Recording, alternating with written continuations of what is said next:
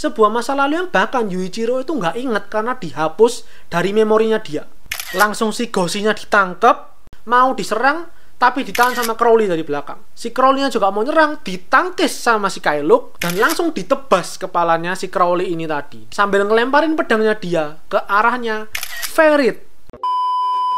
この番組はご覧のスポンサーの提供でお送りします。 Oke, sudah kembali Sound Speak. Kita lanjutkan kembali pembahasan manga Owari no Seraph di hari Sabtu ini. Jadi kalau kemarin tuh udah 2 chapter 5859 ya. Terakhir itu kita menyaksikan kalau aliansi antara tim Shinoa, tim Guren sama duo vampir yaitu si Crowley sama si Mika ini bikin sebuah aliansi untuk menyelamatkan Krul TP sama Fairit Bathory. Di akhir part yang sebelumnya kemarin, part ke-7 itu aku ceritakan kalau si Yuichiro itu menerjang si progenitor kelima, Kyle yang lagi jagain Krul sama si Fairit yang lagi disalib. Dan kali ini kita akan lanjutkan masuk ke pertempurannya aliansi Demon Army dengan para vampir melawan si progenitor kelima, Kyle. Langsung kita mulai, silahkan di like, share, subscribe kalau kalian menyukai pembahasan kali ini. Jangan lupa di follow Instagram Sound Speak. Mari kita mulai ceritanya.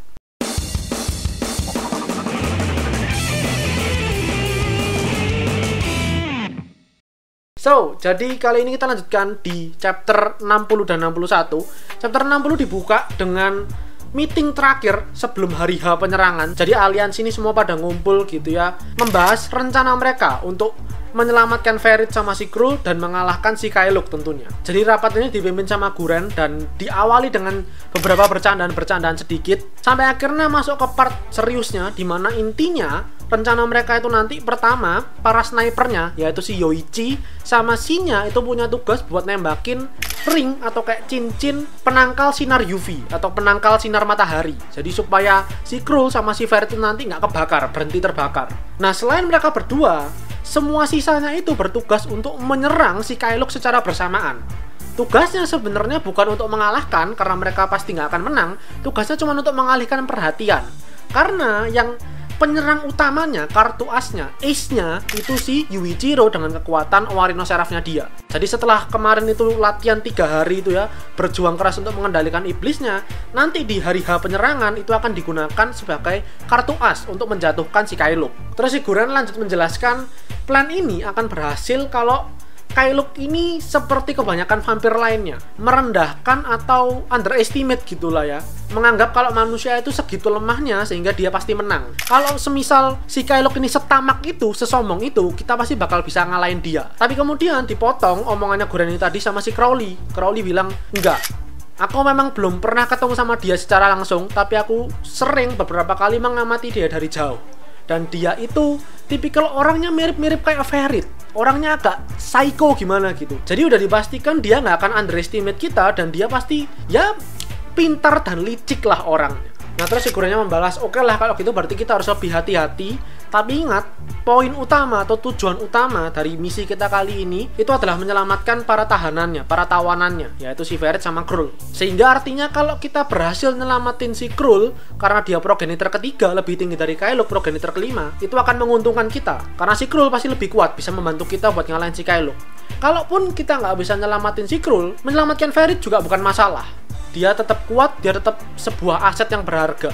Jadi ingat itu poin utama kita. Dan begitu kita udah bikin si Kyle ini terpancing, kalau merasa rencananya kita ini adalah menyelamatkan 2 tahanan ini tadi, maka kita akan serang dengan kartu as kita, yaitu si Yuichiro yang nanti akan masuk ke mode Owari no Seraph-nya dia dan langsung nyerang si Kyle untuk ngalahin dia. Dan intinya itu rencananya kita pindah langsung masuk ke hari H-nya, ke penyerangan. Terakhir itu aku ceritakan kalau Yoichi lagi nge-snipe dari jarak jauh itu ya. Dan si Yoichi itu langsung nembakin panahnya dia, tapi langsung ditangkis semuanya sama Kyle. Dan si Kyle-nya langsung bilang, ini serangan rasanya bukan buat nyerang aku deh. Kok serangannya tuh terlalu lambat banget gitu, nggak terlalu agresif.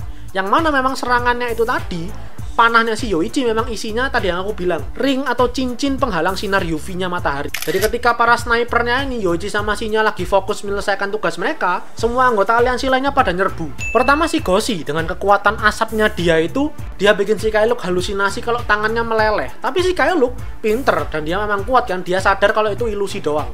Langsung si Goshinya ditangkap, mau diserang, tapi ditahan sama Crowley dari belakang. Si Crowley-nya juga mau nyerang, ditangkis sama si Kyle dan langsung ditebas kepalanya si Crowley ini tadi. Dia juga nyadar Crowley kelihatannya juga bukan penyerang utamanya. Dia ini juga cuman pengalih perhatian aja. Siapa nih? Aku yakin pasti ada yang bakal nyerang aku, tapi siapa? Serangan tim aliansi belum berakhir. Setelah Crowley jatuh, langsung si Mika ikut menerjang. Tapi si Kyle menghindar. Dia mencoba untuk mengamati keadaan dulu nih gitu ya. Siapa sih yang bakal nyerang aku yang sebenarnya? Dan di saat itu Kimizuki, Guren, sama si Narumi itu juga ikut nyerang. Nah, akhirnya si Kyle ngambil keputusan karena terlalu banyak serangan gitu ya. Dia di sandwich dari mana-mana, di gangbang. Maka dia memutuskan, oke, mending aku korbankan aja si Ferret nih, aku buat untuk nyerang semuanya. Jadi si Ferret itu tubuhnya dibelah dua, terus bagian bawahnya dilempar ke arahnya si Yuichiro yang mau nerjang ke dia. Yuichiro yang lari dari belakangnya Shinoa sama Mitsuba itu udah ngomong dalam hati gitu ya, kendalikan diri, pasti bisa Asuramaru, ayo kita kalahkan si brengsek ini, si vampir brengsek ini. Ketika waktu si Kyle perhatiannya masih teralihkan, langsung tiba-tiba dari belakang dia diserang sama Yuichiro yang udah langsung masuk ke mode iblisnya.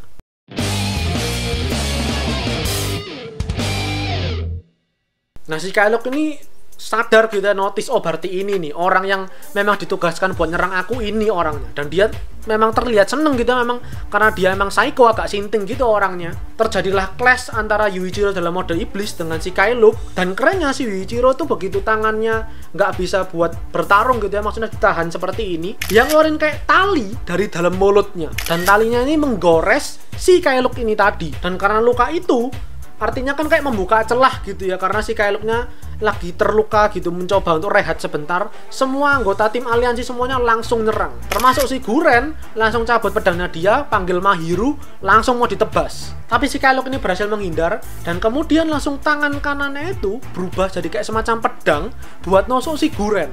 Itu udah sedikit lagi nusuk si Guren, udah masuk nancep ke dadanya.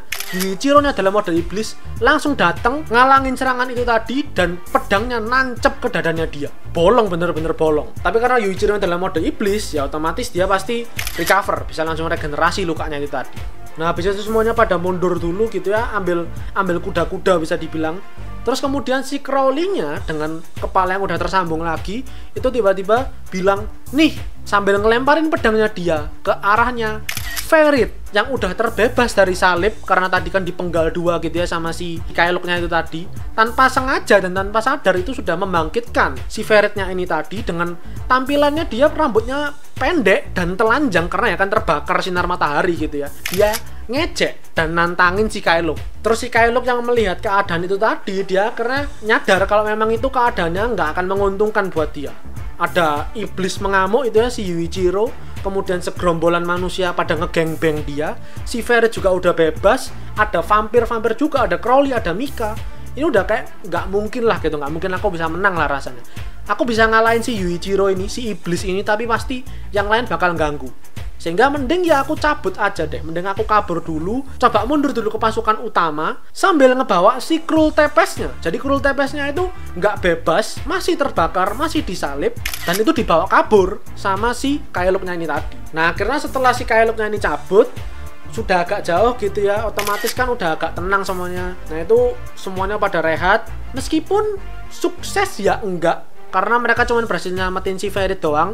Krulnya masih disalib, masih terbakar, dan si Kyle-nya juga masih hidup, belum kalah, belum mati. Jadi ya bisa dibilang kayak draw lah rencana mereka kali ini, pertempuran mereka kali ini. Terus ketemuan kembali lah ini si Ferret sama si Crowley ini gitu ya, sedikit-sedikit bercanda. Si Crowley-nya tanya gimana rasanya dibakar, disalib gitu ya, panas nggak tuh? Terus si Ferret-nya bilang, oh kamu khawatir nih sama aku ceritanya, tapi nggak mungkin lah gitu rasanya kita punya perasaan seperti itu, emosi seperti itu. Makanya kita nih kelihatannya agak iri ya sama para manusia tuh. Kelihatan kalau mereka tuh udah reunian, mereka seneng ketika misi mereka selesai.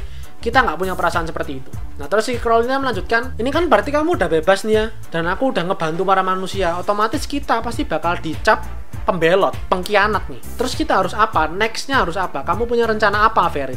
Si Ferret-nya bilang, tentu kita pasti akan bertarung lagi dalam pertempuran yang lebih besar. Sekarang kita coba rehat dulu, kita pergi ke Shibuya buat berkumpul dengan para manusia lainnya. Terus si Fairy yang tadinya telanjang itu dan dia sempat memamerkan otongnya ke arahnya Shinoa sama Mitsuba itu akhirnya udah pakai baju gitu ya. Terus ditanya sama si Crowley, emang kita ini pertempuran besarnya lawan siapa sih? Kita ini harus ngelawan siapa? Ngalahin siapa? Dan si Crowley-nya bilang, Tuhan. Aku nggak ngerti ini maksudnya kami di sini itu kan bahasa Jepangnya kan kami ya, Tuhan atau dewa. Nah ini aku nggak ngerti Tuhan kayak literally Tuhan sang pencipta gitu ya atau dewa. Kalau misal dewa berarti maksudnya Shikama Douji. Nah bicara soal Shikama Douji, kita ditunjukkan di akhir chapter 61 itu si Kureto itu lagi duduk di singgasananya itu dan dia lagi kayak merintih gitu ya, kayak kesakitan, mencoba untuk menahan supaya Shikama Douji nggak ngambil alih tubuhnya dia. Dan kemudian kita diceritakan soal masa lalunya si Yuichiro, sebuah masa lalu yang belum pernah terungkap di animenya, sebuah masa lalu yang bahkan Yuichiro itu nggak inget karena dihapus dari memorinya dia. Seperti apa? Kita lanjutkan di part selanjutnya. Jadi itu aja untuk part kali ini. Untuk pembahasan kali ini silahkan di like videonya. Kalau kalian suka pembahasan kali ini jangan lupa berkomentar, di share teman-teman kalian yang pada suka Owari no Seraph, pada nungguin mana season 3-nya. Hanya Tuhan yang tahu jawabannya. Jujur aku pribadi sih ngerasa nggak mungkin akan ada season 3-nya loh ya, menurutku pribadi loh. Karena maksudnya di akhir ceritanya aja udah diubah gitu ya endingnya. Karena aku harus menjelaskan ini karena beberapa kali aku menemukan di komentar tuh masih ada yang tanya seperti itu. Jangan terlalu berharap, jangan terlalu berekspektasi. Kalau mau berharap dan berekspektasi, tungguin aja pembahasan manganya Owari no Seraph di Sound Speak. Gitu ya. Jadi silakan di follow Instagram Sound Speak, subscribe buat kalian yang menikmati lebih banyak konten anime dan manga dari channel Sound Speak. Karena anime dan manga itu yang aku suka dan itu yang kalian suka. So I'll see you guys in the next video. Itarashi minasan.